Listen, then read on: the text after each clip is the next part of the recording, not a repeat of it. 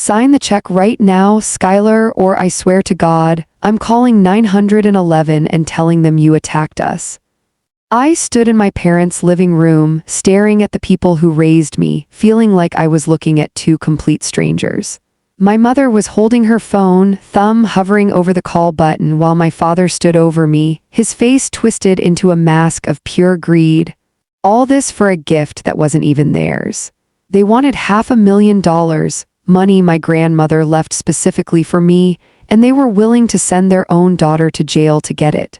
But as I looked into their desperate eyes, I realized they had no idea who they were actually messing with. They thought I was a victim. They were about to find out I was the architect of their downfall. Let's back up a bit. My name is Skylar, and for 24 years I lived under the thumb of two of the most financially irresponsible people on the planet. My parents aren't bad people in the villainous sense, they're just losers. They've spent their entire lives chasing get-rich-quick schemes, maxing out credit cards, and treating everyone around them like an ATM. Growing up, I didn't have a college fund. I had a Skylar, can we borrow $50 for the electric bill? Fund. I worked 3 jobs through college, lived on ramen, and built a career in forensic accounting. I'm literally trained to find money people try to hide. So when my grandma Rose passed away 6 months ago, I wasn't surprised that she left her estate to me. She knew if she left a single dime to my parents, it would be gone in a week on a luxury cruise or a failing crypto investment. She left me exactly $500,000 in a locked trust, intended for my first home and my future. I tried to keep it a secret, I really did. But in a small town, secrets have a way of bleeding through the cracks. My aunt mentioned the inheritance at a family barbecue, and within 20 minutes my phone was blowing up. "Skylar, honey, we are so happy for you," my mom chirped over the phone. I knew that tone. That was the "we're in debt and need a bailout" tone. For 3 weeks they played the proud parents card. They invited me over for dinners, asked about my job, and pretended to care. Then the mask started to slip. It started with small hints. "You know, the roof is leaking, Skylar. It's going to cost $20,000. It's a shame we don't have any savings." Then it turned into demands. "It's only fair that you share grandma's money. We took care of her for years," which was a lie. Grandma Rose lived in assisted living because my mom couldn't be bothered to visit her more than once a month. Yesterday, they called me for an urgent family meeting. I knew exactly what was coming. As a forensic accountant, I don't just look at numbers, I look for patterns. And the pattern of my parents' behavior told me this wasn't going to be a friendly chat. So before I drove over to their house, I made a quick stop at an electronics store.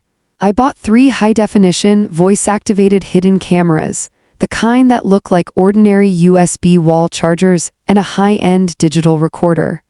I arrived an hour early, knowing they were out celebrating their inevitable payday.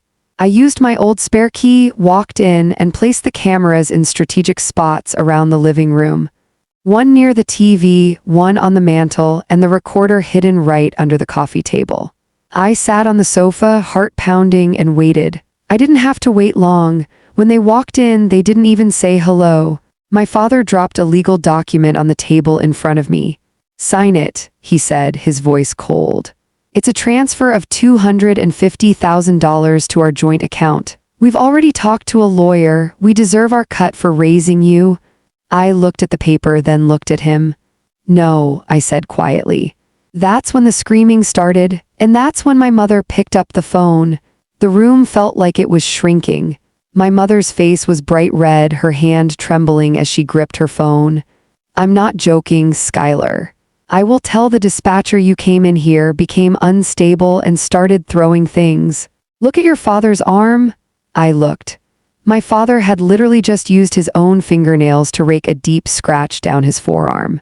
He was actually self-harming just to frame me. It was sick. It was desperate. But more than anything, it was the final nail in the coffin of our relationship. Any guilt I had felt about betraying my parents evaporated in that second. "You're really going to do this?" I asked, my voice remarkably steady. I needed them to keep talking. I needed the hidden cameras to catch every single syllable of this extortion.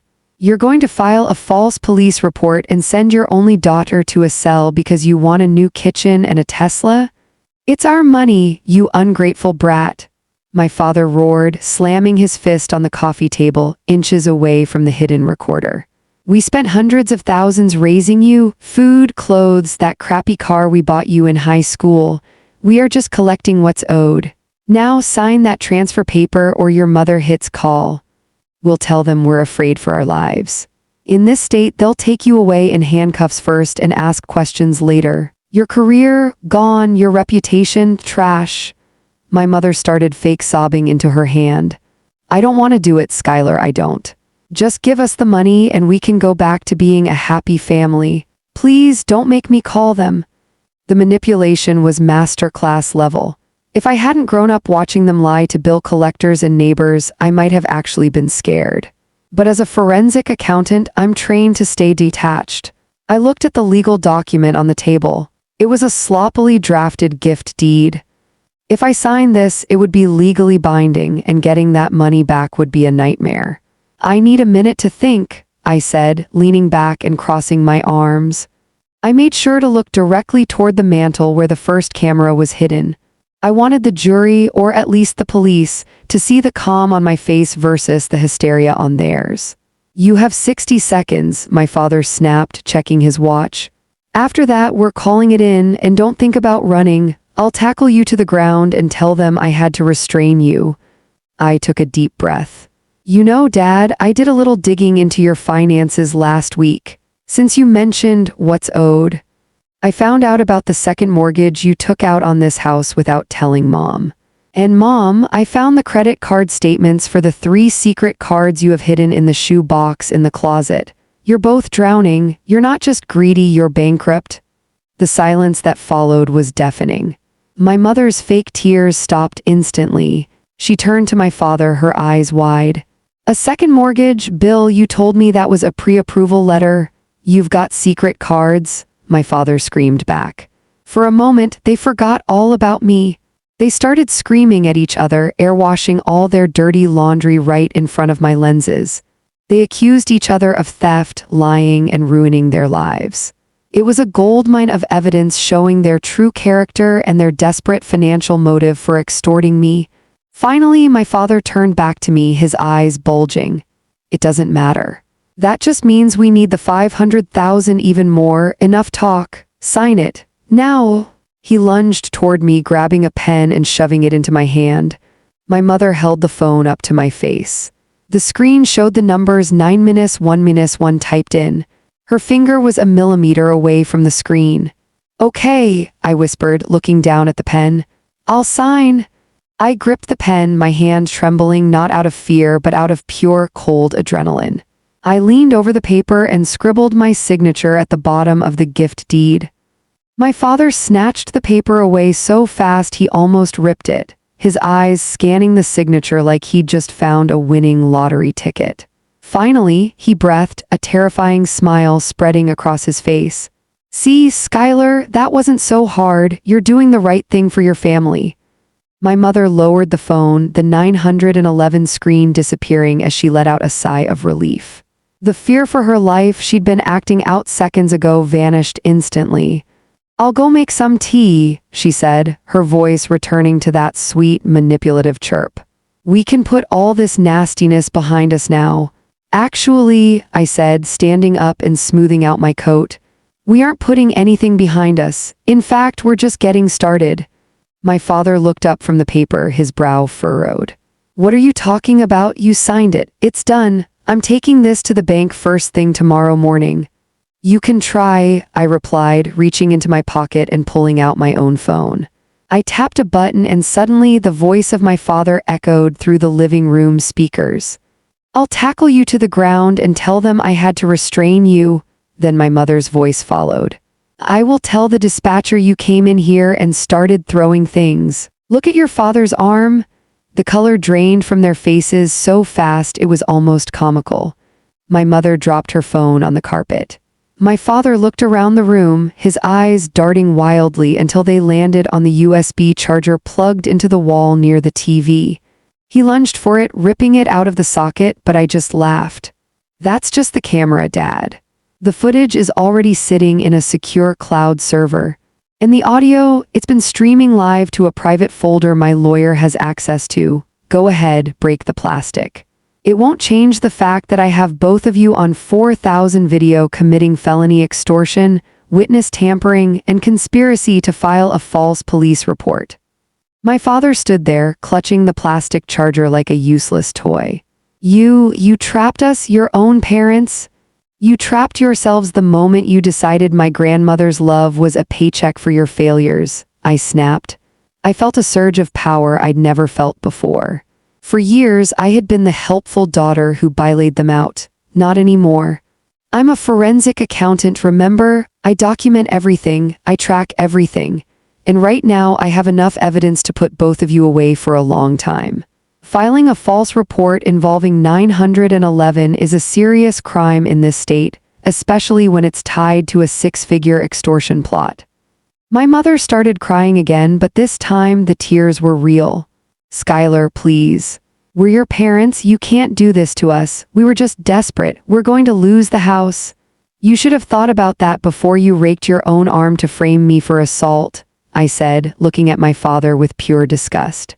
Here is how this is going to work. That paper I just signed, you're going to hand it back to me right now, and then you're going to sign a different document, one my lawyer drafted this morning. I pulled a fresh folder from my bag. This wasn't a gift deed. It was a comprehensive no-contact and waiver of claim agreement. By signing it, they would legally forfeit any right to ever ask for money again, acknowledge that they had no claim to the estate, and agree to a lifetime of no contact. If you sign this, I said, I won't take the video to the police.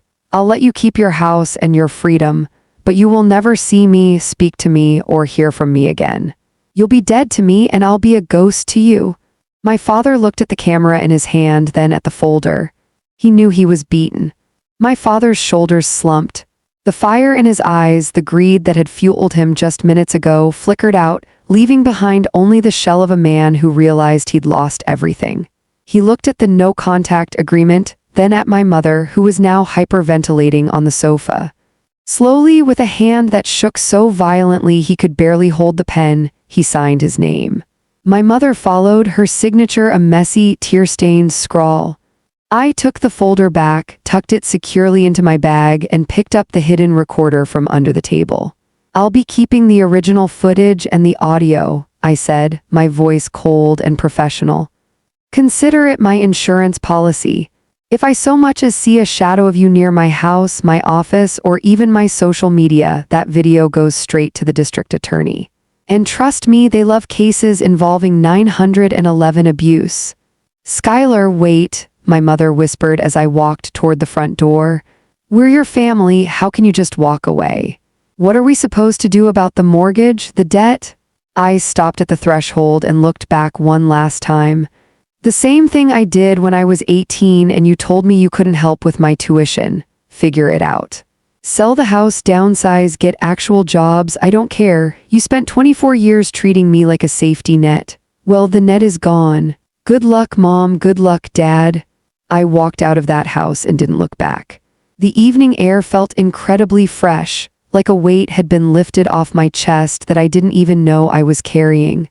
I got into my car, drove to a nearby park, and just sat there in the silence for a long time. 2 weeks later, I moved out of town. I used a portion of Grandma Rose's gift to put a down payment on a beautiful, quiet cottage 3 states away, somewhere they could never find me. I changed my phone number, blocked their emails, and finally started living a life that wasn't dictated by their emergencies. I heard through a distant cousin a few months later that they had to sell the family home. They moved into a cramped 2-bedroom apartment and are now both working retail jobs to stay afloat. It turns out that when you can't bully your children into paying your bills, reality hits pretty hard. Sometimes I feel a tiny pang of sadness, but then I remember the sight of my father scratching his own arm just to send me to prison. I remember my mother's finger hovering over that 911 button. They didn't see a daughter, they saw a $500,000 check, and in the end, they got exactly what they deserved, nothing. Grandma Rose knew what she was doing. She didn't just leave me money. She gave me the means to buy my freedom, and that is the best gift I could have ever asked for. I'm Skylar, and I'm finally truly free. Now I spend my mornings on my new porch, sipping coffee and looking at the mountains. My bank account is secure, my house is peaceful, and my conscience is clear. I set the trap, they walked right into it, and for the first time in my life, the person holding the check is the only one who actually earned it.